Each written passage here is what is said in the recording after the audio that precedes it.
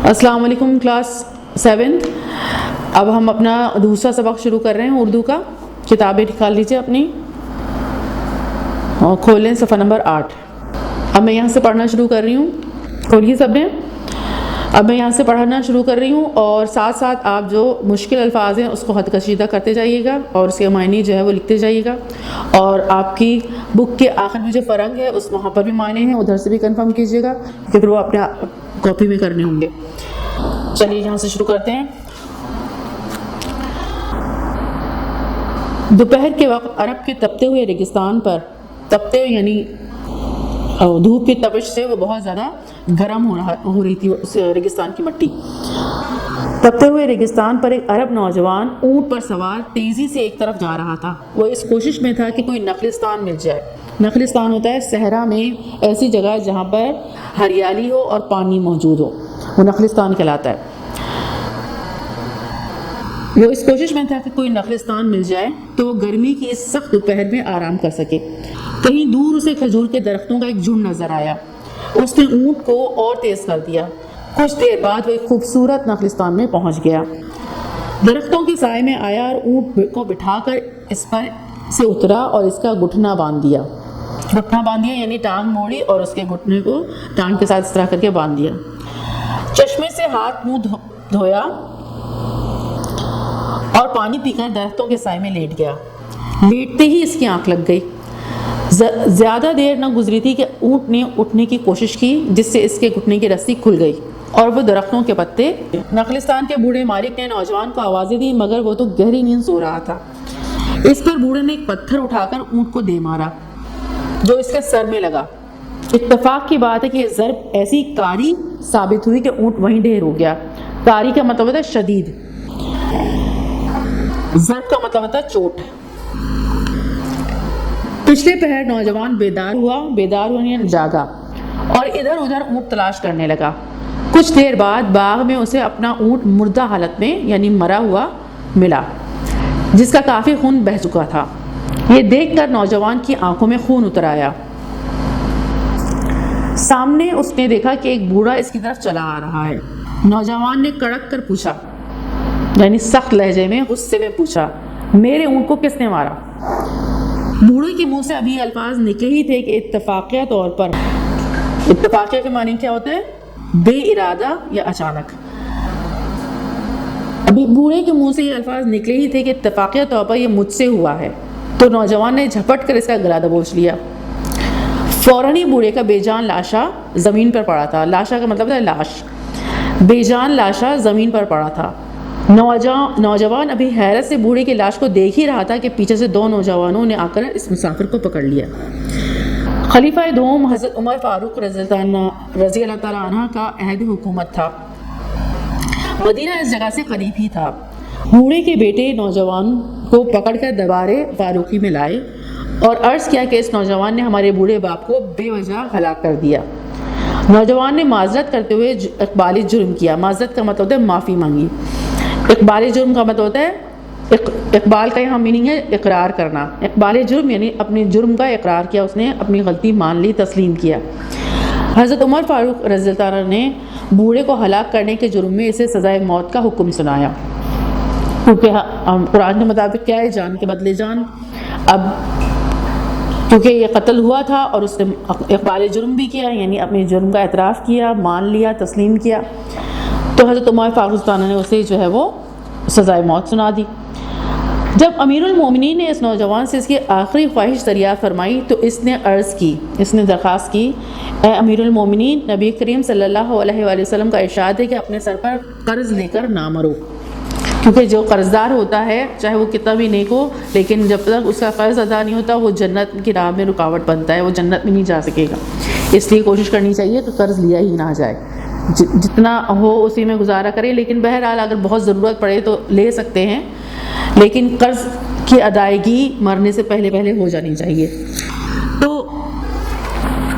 اب اس نے یہ کہا کہ میرے اوپر ایک یہودی کا قرضہ ہے اور حضرت پاک صلی اللہ علیہ وسلم نے فرمایا کہ اپنے سر پر قرضہ لے کر نہ مرو، وہ جنت کی راہ میں رکاوٹ بنے گا، یعنی مجھ پر ایک یہودی کا قرض ہے، مجھے اجازت دی جائے کہ میں یہ قرض ادا کراؤں، پھر اپنی سزا بھگتوں گا۔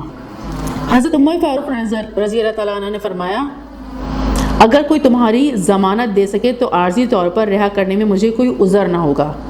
اگر کوئی تمہاری ضمانت دے سکے، ضمانت کا مطلب ہے کوئی ذمہ داری لے، تو عارضی طور پر رہا کرنے میں مجھے کوئی عذر نہیں ہے. عارضی طور پر کا مطلب ہوتا ہے تھوڑی دیر کے لیے مجھے کوئی عذر نہ ہوگا، یعنی مجھے کوئی اعتراض نہیں. نوجوان نے مجمع میں ایک نظر ڈالی، بہت سارے سب لوگ کھڑے ہوئے تھے وہاں کے سب، تو مجمع پر نظر ڈالی، لوگوں پر نظر ڈالی، اس میں کوئی بھی اس کا واقف نہیں تھا. واقف یعنی جان پہچان والا نہیں تھا. وہ حیران کھڑا تھا کہ ایک صحابی کھڑے ہوئے اور عرض کی اے امیر المومنین، میں اس نوجوان کی ضمانت دیتا ہوں. صحابی رسول صلی اللہ علیہ وآلہ وسلم کے ان الفاظ نے مجمع پر سناٹا طاری کر دیا. سناٹا طاری ہو گیا یعنی خاموشی چھا گئی. سب خاموش حیران دیکھنے لگے کہ یہ کیا کیا انہوں نے. صحابی رسول صلی اللہ علیہ وآلہ وسلم ہے، کیونکہ بات یہ ہے کہ اگر وہ نہیں آئے تو پھر کیا ہوگا. یہ سن کر حضرت عمر فاروق رضی اللہ تعالیٰ عنہ نے فرمایا آپ رسول اللہ صلی اللہ علیہ وآلہ وسلم کے صحابی ہیں، اگر یہ نوجوان نہ آیا تو اس کے بدلے آپ کو قتل کیا جائے گا. صحابی رسول صلی اللہ علیہ وآلہ وسلم نے عرض کی امیر المومنین، میں نے اپنا انجام سوچ لیا ہے، مگر میں یہ برداشت نہیں کر سکتا کہ ایک مسلمان کہیں بھی اپنے آپ کو دوسروں سے بیگانہ سمجھے. بیگانہ یعنی انجان سمجھے. مسلمان ہے وہ اور مسلمانوں کے درمیان کھڑا ہے اور پھر اپنے آپ کو جو ہے وہ غیر سمجھے. بیگانہ یعنی انجان سمجھے. مسلمان آپس میں کیا ہیں؟ بھائی بھائی ہیں. اور مسلمان یعنی ایک مسلمان دوسرے مسلمان کے لیے ایسا ہے، یعنی مسلمان تمام مسلمان ایک عمارت کی مانند ہیں. تو ایک اینٹ دوسری اینٹ کو کیا کرتی ہے؟ مضبوط کرتی ہے ایک عمارت کی. تو مسلمان اس طرح ہیں. اس پاس میں فرمایا ایک جسم کی مانند بھی ہیں، یعنی جسم کے کسی ایک حصے میں تکلیف ہوتی ہے تو دوسرا حصہ جسم کا اس کی تکلیف کو محسوس کرتا ہے. تو انہوں نے انہی باتوں کے تحت انہوں نے حضرت یہ جو صحابی ہیں انہوں نے سوچا کہ میں یہ برداشت نہیں کر سکتا کہ ایک مسلمان مسلمانوں کے درمیان اپنے آپ کو جو ہے وہ اکیلا محسوس کرے اور اس کا کوئی ساتھ دینے والا نہ ہو. ہمارے رسول صلی اللہ علیہ وآلہ وسلم نے ہمیں جو اسلامی تعلیمات عطا فرمائی ہیں اس کی بنا پر یہ میرا بھائی ہے اور میں بخوشی اس کی ضمانت دیتا ہوں. یہ الفاظ ان صحابی نے کہے. نوجوان کو آزاد کر دیا گیا اور اس کی واپسی کے لیے ایک مدت مقرر کر دی گئی، یعنی ایک مدت ایک ٹائم مقرر کر دیا گیا کہ اتنے ٹائم پیریڈ میں میعاد آپ جو ہے وہ واپس آ جائیں گے. یہ نوجوان بہت دور دراز علاقے کا رہنے والا تھا. طویل سفر کرتا ہوا وہ اپنے گھر پہنچا اور گھر والوں کو تمام واقعہ سنایا. سارے گھر میں کوہرام مچ گیا. کوہرام یعنی ہنگامہ، رونا دھونا شروع ہو گئے سب. بہت سے لوگوں نے صلاح دی. صلاح کا مطلب ہوتا ہے مشورہ دیا. صلاح دی کہ اب یہاں تمہیں پکڑنے کون آئے گا، اب مدینہ نہ جاؤ. لیکن اس کا ایک ہی جواب تھا کہ میں مسلمان کبھی وعدہ خلافی نہیں کرتا. ایفائے عہد ہر مسلمان پر فرض ہے. ایفائے عہد کا مطلب ہوتا ہے وعدہ پورا کرنا، قول و قرار کو پورا کرنا، جو بات کہیں اسے پورا کرنا اور ایفائے عہد کہلاتا ہے.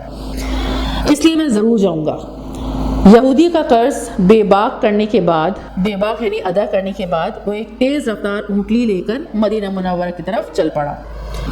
آج اس نوجوان کے میعاد کا آخری دن تھا، یعنی جو مدت انہوں نے دی تھی، جو ٹائم انہوں نے دیا تھا، اس کا آخری دن تھا.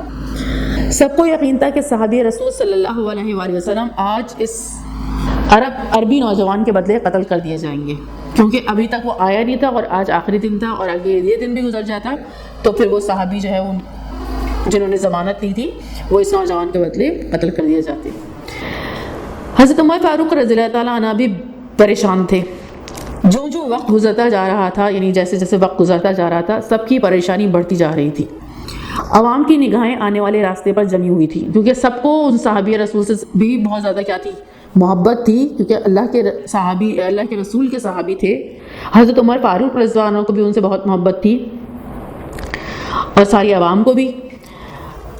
اب عوام کی نگاہیں آنے والے راستے پر جمی ہوئی تھیں، مگر ادھر سے کسی کے آنے کا امکان تک نظر نہ آتا تھا.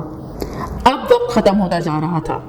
صحابی رسول صلی اللہ علیہ وآلہ وسلم جرت سے میدان میں کھڑے تھے. جرت یعنی دلیری اور بہادری سے میدان میں کھڑے تھے، اور قریب تھا کہ جلاد کو ان کی گردن مارنے کا حکم دیا جائے. جلاد جو گردن اڑاتا ہے، یعنی گردن قلم کرتا ہے، سر کاٹتا ہے، قریب تھا کہ اس کو جو ہے وہ حکم دیا جائے کہ ان کی گردن مار دیں.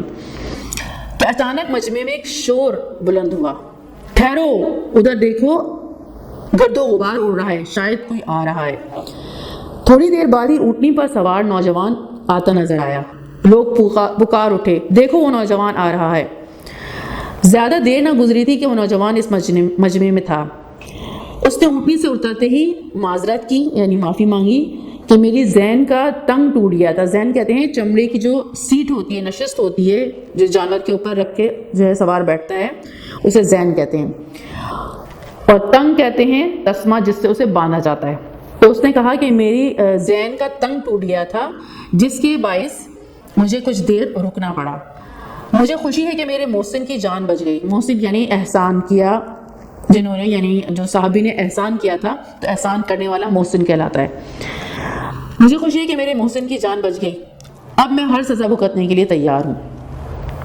نوجوان کی شرافت اور ایفائے عہد نے سارے مجمع پر سناٹا جاری کر دیا۔ اب پھر یہ ساری جو چیز ہوئی، اس سے بھی پورے مجمع میں خاموشی چھا گئی، سب حیران رہ گئے۔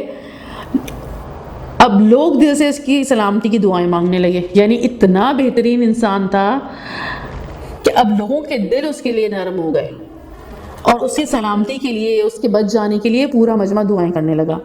اتنے میں بوڑھے کے دونوں بیٹے مجمع سے نکل کر حضرت عمر فاروق رضی اللہ عنہ کے روبرو کھڑے ہو گئے اور عرض کی، روبرو کھڑے ہو گئے یعنی سامنے آئے ان کے، اور عرض کی اور درخواست کی، اے امیر المومنین، ہم نے اپنے باپ کا خون معاف کیا۔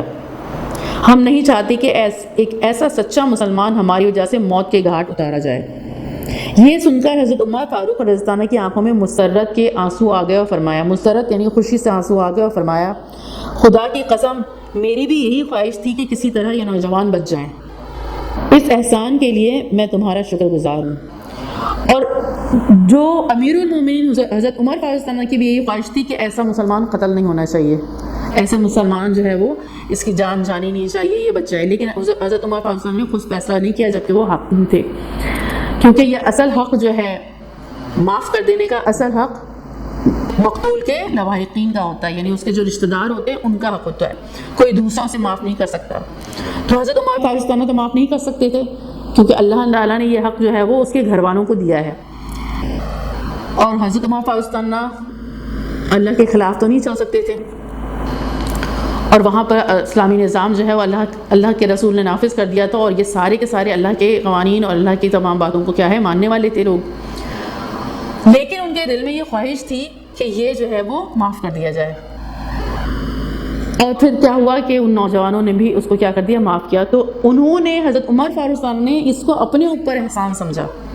یہ دیکھیں آپ، اس احسان کے لیے میں تمہارا شکر گزار ہوں، یعنی معاف تو انہوں نے اس نوجوان کو کیا، لیکن حضرت عمر فاروق نے اس کو اپنے اوپر احسان سمجھا کہ ایسا شخص جو ہے وہ نہیں جانا چاہیے، اور کیونکہ حضرت عمر فاروق سے کو بھی اس سے جو ہے وہ محبت اور انسیت محسوس ہو رہی تھی کہ اتنا بہترین شخص ہے۔ حضرت عمر فاروق نے نوجوان کی آزادی کا حکم دیا۔ جن صحابی رسول صلی اللہ علیہ وآلہ وسلم نے نوجوان کی ضمانت دی تھی وہ حضرت ابو ذر غفاری رضی اللہ عنہ تھے۔ دیکھیے اس میں ہمیں کتنا بہترین معاشرہ نظر آ رہا ہے، حضور پاک صلی اللہ علیہ وآلہ وسلم کا کیا ہوا معاشرہ، تیار کیا ہوا معاشرہ، اور تعلیمات پر چلنے والا معاشرہ، کہ اس میں ہمیں نظر آتا ہے کہ حضرت عمر فاروق رضی اللہ عنہ کتنے بہترین حاکم تھے۔ پھر ہمیں نظر آتا ہے وہ شخص بھی اللہ اور اللہ کے رسول کی بات ماننے والا تھا۔ پھر حضرت ابو ذر غفاری رضی اللہ عنہ نے جو ضمانت دی اس نوجوان کی، ان کے اندر بھی کتنی بہترین مطلب ہمیں یہ چیپٹر پڑھ کے پتہ چلتا ہے کہ واقعی اس وقت کا معاشرہ کتنا پیارا اور کتنا صاف ستھرا اور کتنا اچھا معاشرہ تھا۔ اللہ تعالیٰ ہمیں توفیق دے اتنا اچھا بننے کی، ہم مسلمان ہیں اور ہمیں بھی مسلمانوں والے جو ہے وہ انداز اختیار کرنے کی توفیق عطا فرمائے اللہ تعالیٰ۔ بہرحال کتنا بہترین اس میں جو ہے وہ ہمیں سبق ملتا ہے، اور یہ بھی سبق ملتا ہے، یہ جو نوجوان واپس آیا، دیکھیں واقعی موت اور زندگی کس کے ہاتھ میں ہے؟ اللہ تعالیٰ کے ہاتھ میں ہے۔ وہ وہاں رکا نہیں، لیکن آیا اور اپنی سزا بھگتنے کے لیے یہاں پر پہنچا، لیکن پھر بھی اللہ تعالیٰ نے اسے کیا کیا ہے؟ بچا لیا۔ اصل میں یہ زندگی کیا ہے؟ ایک امتحان ہے، اور اس امتحان میں پاس جو ہو جائے گا تو اس کی دنیا کی زندگی بھی کیا ہوگی؟ اچھی سے اچھی گزرے گی، اور آخرت کی زندگی اس سے کہیں زیادہ بہتر گزرے گی، جو ہمیشہ کی زندگی ہے۔ تو یہ جو امتحانی وقفہ ہے ہمارا اس دنیا میں، جیسے کلاس میں ہم جو ہے وہ پیپر دینے آ رہے ہوتے ہیں 3 گھنٹے کا 2.5 گھنٹے کا، اور اگر ہم اچھے سے اچھا کر لیں تو پھر ہمیں کیا ہے بہترین رزلٹ ملتا ہے.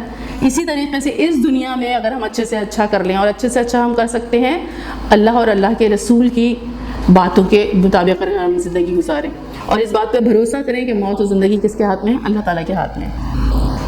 اور اگر میری موت کا وقت نہیں ہے تو وہ نہیں ہوگا کچھ بھی، اور اگر ہو جائے تو یہاں پر ظاہر ہے اللہ تعالیٰ کے یہاں بہترین اجر ملے گا. جو بھی میری جو فیصلہ ہو اللہ تعالیٰ کی طرف سے. تو کیا ہے کہ اس نوجوان نے تو اپنی سزا بھگتنے کے لیے وہ تیار ہو گیا تھا کہ اگر میں اس راہ پہ چلا بھی جاؤں تو کیا ہے کہ اللہ تعالیٰ مجھے بہترین اجر عطا کریں گے وہاں پر. لیکن یہاں لکھا ہی نہیں تھا، اس کی موت لکھی ہی نہیں تھی اس وقت. تو کیا ہے کہ یہ ایمانیات جو ہے وہ ہماری اچھی ہو جائیں، اور اللہ کے رسول کے کہنے کے مطابق جو ہے اگر ہم چلیں گے تو یہ معاشرہ اتنا خوبصورت معاشرہ ہوگا جس میں ہر کوئی بہترین نظر آئے گا. اللہ تعالیٰ ہمیں توفیق دے اپنے آپ کو اچھا بنانے کی. اب ہم چلتے ہیں اس کے کام کی طرف. الفاظ معنی میں نے آپ کو بتایا کہ آپ نے جو ہے وہ سب سے پہلے لکھنے ہیں، اور 6 کلاس میں جس طرح کام کرتے ہوئے آ رہے تھے اسی انداز میں کام کرنا ہے، صاف ستھرا بالکل. اب دیکھیے 10 ذیل دیے گئے سوالات کے جوابات دینے ہیں آپ نے. نوجوان کو صحرا میں کس چیز کی تلاش تھی؟ بالکل آسان جوابات ہیں، اس میں کوئی اتنے محنت طلب کام نہیں ہے. نوجوان کو صحرا میں کس چیز کی تلاش تھی؟ تو اسی سوال سے ہی آپ جو ہے وہ جواب بنا لیں گے. کس چیز کی جگہ پر آپ وہ چیز لکھ دیں گے کس چیز کی تلاش تھی، تو آپ کا جواب بن جائے گا. اس نے اونٹ کو کہاں باندھا؟ اب کیسے باندھا تھا آپ نے جو چیپٹر میں پڑھا ہے، ذرا دوبارہ اس کو پڑھ لیجیے گا اور دیکھ لیجیے گا کہ کس طرح باندھا تھا اس نے اونٹ کو.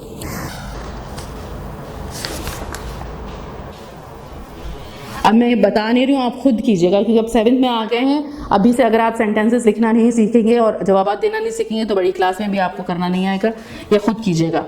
بوڑھے نے اونٹ کو کیوں مار دیا؟ ایک دفعہ چیپٹر دوبارہ پڑھیں گے نا تو سمجھ میں آ جائے گا. اسی سے ہی جواب بنائیں گے، اسی الفاظوں سے. بوڑھے نے اونٹ کو، اب جو وجہ ہے وہ لکھے گا اور پھر اس کے بعد لکھے گا مار دیا. مجرم کو بوڑھے کے بیٹوں نے کس خوبی کی وجہ سے معاف کر دیا؟ مجرم کو بوڑھے کے بیٹوں نے، اب وہ خوبی لکھیے گا اس نوجوان کی، پھر لکھے گا اس وجہ سے اسے معاف کر دیا. اس واقعے میں کن کن باتوں سے انسانیت کے احترام کا جذبہ ظاہر ہوتا ہے؟ یعنی انسانیت کا احترام سب سے پہلے تو ہمیں یہ نظر آتا ہے نا کہ حضرت عمر فاروق رضی اللہ عنہ نے جو ہے وہ حاکم ہونے کے باوجود خود فیصلہ نہیں لیا، خود فیصلہ معاف کرنے کا نہیں کیا، بلکہ اس کے جو بیٹے تھے جو ان کا حق تھا ان کو وہ حق دیا. پھر جان کے بدلے جان، اور اس میں اللہ تعالیٰ نے ہم نے قرآن مجید میں پڑھا ہے کہ ایک مسلمان کی دوسرے مسلمان پر جان، مال اور عزت آبرو کیا ہے؟ حرام ہے. تو اب اس نے چاہے قتل خطا ہی ہوا، جان بوجھ کر نہیں ہوا، لیکن پھر بھی نوجوانوں نے جو بیٹوں نے آ کے اس نوجوان کی شکایت کی تو اس کی شکایت سنی گئی، اور پھر جو ہے وہ اس کی جو ہے وہ موت کی سزا انہوں نے سنائی، کیونکہ جان لی تھی اس نے، چاہے وہ قتل خطا ہی ہوا تھا. تو اس میں ہمیں یہ نظر آتا ہے کہ چھوٹے چھوٹے الفاظوں میں آپ نے اس کو کر کے لکھنا ہوگا کہ اہم بات آپ نے یہ لکھ دینی ہوگی کہ جان کے بدلے جان کا فیصلہ ہوا، کیونکہ بھول گئے یہودی کا جو قرض اس نے ادا کیا تھا اس میں بھی احترام انسانیت جو ہے وہ پہ نظر آتا ہے. اور اس کے علاوہ جو ہے حضرت ابو ذر غفاری رضی اللہ عنہ نے اسی ضمانت دی تھی نوجوان کی، اس میں بھی احترام انسانیت جو ہے وہ ہمیں نظر آتا ہے. پھر اس کے بعد بیٹوں نے جو ہے وہ معاف کر دیا تھا، اس میں بھی احترام انسانیت ہمیں جو ہے وہ نظر آتا ہے. پھر وہ نوجوان واپس آیا تھا، اپنے محسن کی جان بچائی اس نے، یہ بھی احترام انسانیت نظر آتا ہے. تو کافی چیزیں اس میں نظر آتی ہیں. اس کے پوائنٹس بنائیے گا ایک سینٹینسز کے، اور وہ بھی جو ہے وہ آپ لکھ کر آئیے گا. سوال نمبر 2 جو ہے اس میں درج ذیل جملوں کو درست الفاظ سے مکمل کیجیے. یہ آپ اپنی بک پہ ہی کر لیجیے گا، اگر بک نہیں ہے تو پھر اسی پہ کر لیجیے گا، صفائی سے کیجیے گا. اور اگر بک نئی نہیں ہے، پرانی ہے، تو اس کو پورے کو اپنی کاپی میں اتار کے پھر وہاں پر کیجیے گا. اور اسی طرح سوال نمبر 3 بھی جو ہے وہ بک پر ہی کر لیجیے گا، تو ہم اس بک پر ہی چیک کر لیں گی. اور پرانی بک ہے تو اپنی کاپی میں اس طرح اتار کے کیجیے گا. پھر سوال نمبر 4 ہے درج ذیل الفاظ کو اپنے جملوں میں استعمال کیجیے. اقبال، نخلستان، ضمانت، محسن، روبرو. اقبال یہاں پر آپ کی جو چیپٹر ہے جو ہم نے سبق پڑھا ہے اس میں اقبال کے میننگ اقرار کے لیے گئے ہیں، یعنی تسلیم کرنا، مان لینا، اسی میننگ میں جو ہے آپ جملہ بنائیں گے۔ نخلستان میں نے بتا دیا نخلستان کیا ہوتا ہے، یعنی ریگستان میں جہاں پر پانی اور درخت ہریالی ہو وہ نخلستان کہلاتا ہے۔ ضمانت میں نے بتایا، ذمہ داری لینا، محسن یا وہ شخص جس نے کسی کے اوپر احسان کیا ہو، اور روبرو کیا مطلب ہوتا ہے آمنے سامنے ہونا، یعنی سامنے آنا۔ اب ہے بعض جملوں میں فاعل یعنی کام کرنے والے کا ذکر ہوتا ہے اور بعض میں نہیں ہوتا، مثلا مہر و ماہ و ابر و باد کام میں ہے۔ نمبر 1۔ نمبر 2 کیا ہے؟ دنیا کی محفل سج گئی۔ پہلے جملے میں فاعل کا ذکر ہے جبکہ دوسرے میں نہیں۔ جس جملے میں فاعل کا ذکر ہو اس کے فعل کو فعل معروف کہتے ہیں، اور جس جملے میں فعل کے ساتھ فاعل مذکور نہ ہو یعنی فاعل کا ذکر نہ ہو اسے فعل مجہول کہتے ہیں۔ تو اس میں مہر و ماہ اور ابر و باد جو ہے وہ فاعل ہیں، یعنی مہر و ماہ اور ابر و باد کا مطلب ہوتا ہے، مہر و ماہ ہوتا ہے ایران کے جو شمسی سال ہے اس کا 7واں مہینہ، ایرانی شمسی سال کا 7واں مہینہ مہر و ماہ کہلاتا ہے، اور ابر و باد کا مطلب ہوتا ہے آندھی اور پانی۔ تو یہ جو مہر و ماہ اور ابر و باد ہیں یہ فاعل ہیں۔ دیکھیں جملہ دیکھیے، مہر و ماہ اور ابر و باد کام میں ہیں، تو یہ جو مہر و ماہ اور ابر و باد ہیں وہ کیا ہے؟ فاعل ہے۔ تو جس میں فاعل کا ذکر ہو اس کا جو فعل ہے یعنی جو کام فعل ہے وہ فعل معروف کہلاتا ہے، کام میں ہے یہ فعل معروف کہلاتا ہے، اور جس میں فاعل کا ذکر نہیں ہو اس کا جو فعل ہے فعل مجہول کہلاتا ہے۔ دنیا کی محفل سج گئی، اب کس نے سجائی یہ نہیں ہے بلکہ دنیا کی محفل سج گئی، تو اس میں فاعل نہیں ہے، تو اس کا جو فعل ہے وہ فعل مجہول کہلائے گا۔ آپ نے کلاس میں ابھی یہاں پر سوال نمبر 2 ہے، ایکٹیو پیسو ابھی آپ کریں گے جس میں کام کرنے والا بتایا جائے، جس میں کام کرنے والا بتایا جائے وہ جو اس کا جو وہ جملہ جو کہلاتا ہے اس کا جو فعل کہلاتا ہے وہ فعل معروف کہلاتا ہے، اور جس میں کام کرنے والا نہیں بتایا جائے اس کا جو فعل کہلاتا ہے فعل مجہول کہلاتا ہے۔ اب سوال نمبر جو 2 ہے اس میں دیکھیے، ذیل میں سے فعل معروف اور فعل مجہول الگ الگ کیجیے۔ اب جو سوال ہے اس میں کیا ہے؟ ذیل میں سے فعل معروف اور فعل مجہول الگ الگ کیجیے۔ دیکھیے الف کیا ہے، ایک دو میں بتا دیتی ہوں، پھر اس کے بعد آپ یہ خود آرام سے جو ہے وہ کر لیں گے، یہ کاپی میں کر کے لے کر آئیے گا، اور اگر بک میں کریں تو اس کے سامنے لکھیں تو ذرا چھوٹی رائٹنگ میں لکھیے گا، یعنی حروف چھوٹے بنائیے گا۔ بہت بڑے بڑے الفاظوں میں جب آپ لکھتے ہیں بک پر تو وہ گندی لگنے لگتی ہے۔ صبح بچے مدرسے گئے، اس میں آپ کو کام کرنے والے نظر آ رہا ہے؟ صبح بچے مدرسے گئے، کام کرنے والا نظر آ رہا ہے، یعنی کون ہے؟ سمجھ میں آ رہا ہوگا بچے، تو یہ کیا ہے؟ فعل معروف ہے۔ چمن میں بہار آئی، اب کون لایا چمن میں بہار؟ اب اس میں فاعل نظر نہیں آ رہا تو یہ کیا ہے؟ فعل مجہول ہے۔ اب باقی سارے آپ کیا کریں گے؟ خود کریں گے۔ تو اس طرح اپنا پورا کام جو ہے وہ کر کے لے کر آئیے گا کاپی پر بھی، اور جو بک میں آپ نے کرنا ہے وہ بک پر کر کے لے کر آئیے گا۔ مس جو ہے وہ بک کا کام بک پہ چیک کر دیں گی، اور کاپی کا جو ہے وہ پھر آپ کاپی میں چیک کروائیے گا۔ السلام علیکم ورحمۃ اللہ وبرکاتہ۔